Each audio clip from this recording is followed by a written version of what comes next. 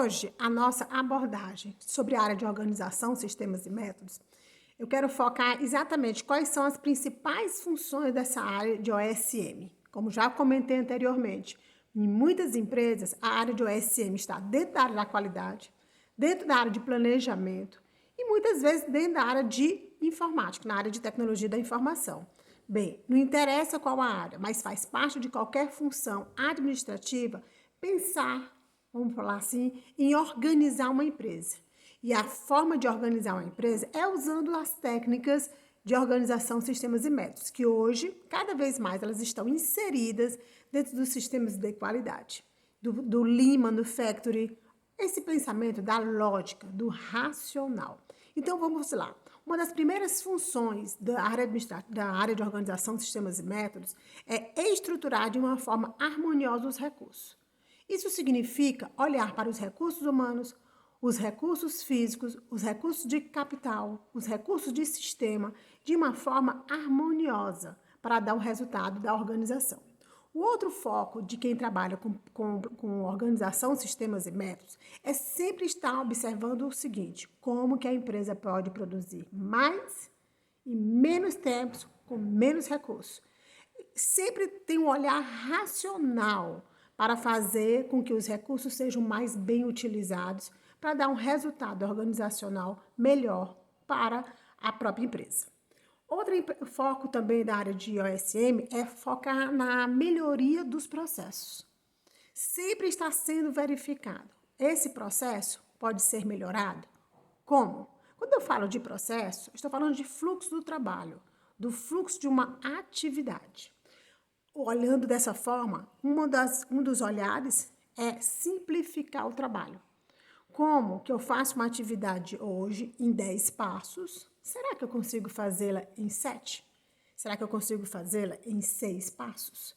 Sempre pensando na simplificação do trabalho. Lógico, aumentando a produtividade, combatendo os desperdícios, identificando sempre as causas dos problemas. Sabe o que significa isso? Quando eu vou fazer uma análise organizacional, eu vou ver os problemas que a empresa tem. E aí eu vou sempre verificar, bacana, mas isso aconteceu por quê? Utiliza a técnica dos 5 porquês. Faz a pergunta e, em cima da resposta, pergunta de novo. Por que isso aconteceu? Com a resposta dada, você pergunta de novo por que isso aconteceu. Por que isso é importante, inclusive? Porque vai te dar a causa do problema. E para você resolver um problema organizacional, a dica é identificar a causa do problema.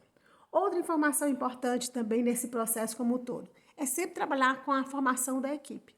Um profissional que vai trabalhar com a área de organização, sistemas e métodos, ele tem que estar sempre qualificando as pessoas nos processos de trabalho para que possam fazer cada vez melhor. Aí eu diria o seguinte, afinal de contas, qual é o perfil de um profissional de OSM? Ele tem que ter um foco no raciocínio lógico, sequencial, tem que pensar de forma simples, não pode ser aquela pessoa que é prolixa. E tem que ser também uma pessoa que tem um bom relacionamento interpessoal. Porque as atividades da área de OSM afetam toda a organização. Então tem que ser uma pessoa que tenha fácil trato nos relacionamentos, que consiga interagir com todas as áreas. Lembrando que quando a gente pensa numa organização empresarial, que é uma das funções da área de OSM, é preciso olhar para a organização como um sistema complexo, que não é só recursos materiais, recursos físicos. Ela precisa entender a cultura da organização, o contexto da organização, para que ela possa fazer um bom diagnóstico e uma boa proposição de melhoria. Eu poderia também dizer o seguinte, que quem trabalha com essa área precisa pensar em 4 E's.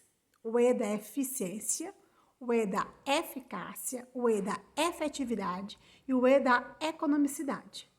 Você precisa sempre fazer de forma eficiente, ou seja, fazer o processo conforme planejado.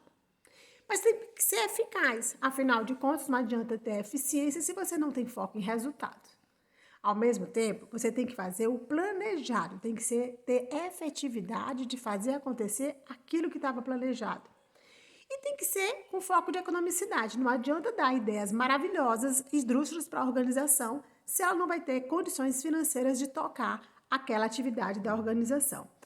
Lembre-se que às vezes você pode ser eficaz e não ser eficiente. E às vezes você pode ser eficiente e não estar sendo nada eficaz. Então, eu gostaria que vocês pensassem sobre as funções de OSM e verificassem, afinal de contas, como que vocês podem efetivamente ajudar a sua empresa a se organizar. É estabelecendo esse pensamento, digamos assim, racional.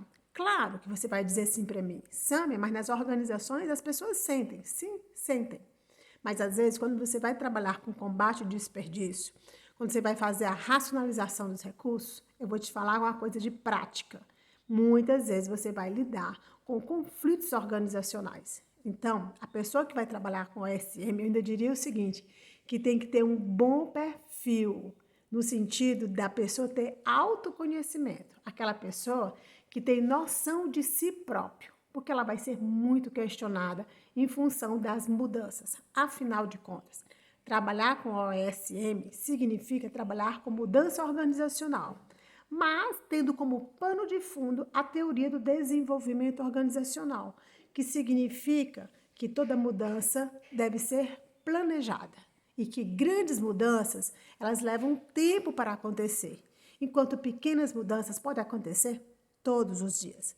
Há quem diga que a organização eficiente, ela foca em mudanças diárias. Lógico, que aí eu estou falando de pequenas mudanças. Ok? Então, por hoje é só o que eu queria dar de dicas para você para pensar nessa função de OSM dentro das organizações. E não se preocupe, porque muitas vezes você não vai encontrar essa atividade representada com esse nome dentro do organograma. Ok? Valeu por hoje!